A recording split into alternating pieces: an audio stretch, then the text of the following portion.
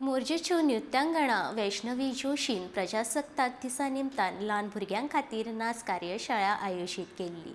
ह्या कार्यशाळेत कितल्याशाच भुरग्यांनी वांटो घेतिल्लो। मोरजेच्या मोरजाई देवळाच्या वाठारांत ही कार्यशाळा जाली।